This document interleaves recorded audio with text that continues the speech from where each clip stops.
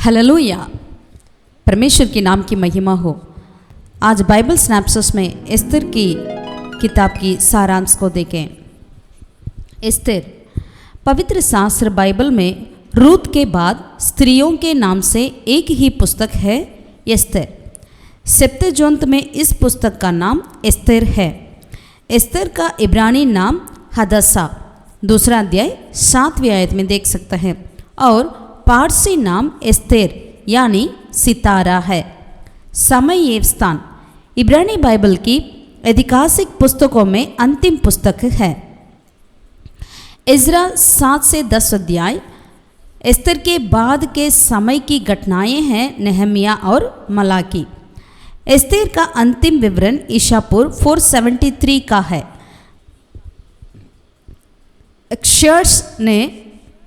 क्षयर्स ने ईसा पूर्व 486 से 465 तक शासन किया। ईसा पूर्व 465 में क्षयर्स की हत्या हुई और ईसा पूर्व 435 में सूसन राजगढ़ का आग से विनाश होने के कारण इस पुस्तक के ईसा पूर्व 465 और 435 के मध्य लिखे जाने की संभावना है।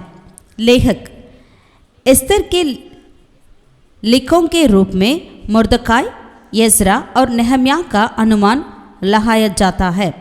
सूसन राजगढ़ वहाँ के रीति रिवाज, वेशभूषा और इतिहास के विषय में बारीकी से जानकारी रखने वाला व्यक्ति भी इस पुस्तक का लेखक हो सकता है। इसके अलावा कोई यहूदी जंत्री और रीति रिवाज जानने वाला भी हो सकता है।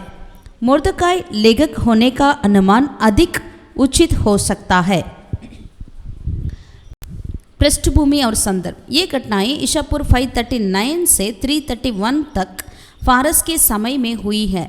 इसमें ईसा पूर्व 483 से 473 तक के 10 वर्ष की घटनाओं का वर्णन है।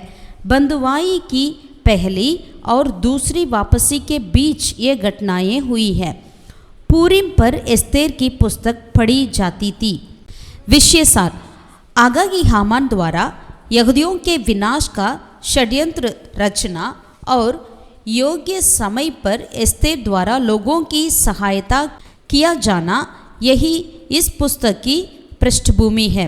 मैथ्यू हेनरी का कहना है, इस पुस्तक में परमेश्वर के नाम का उल्लेख नहीं है, परंतु परमेश्वर का हस्त दिखाई देता है।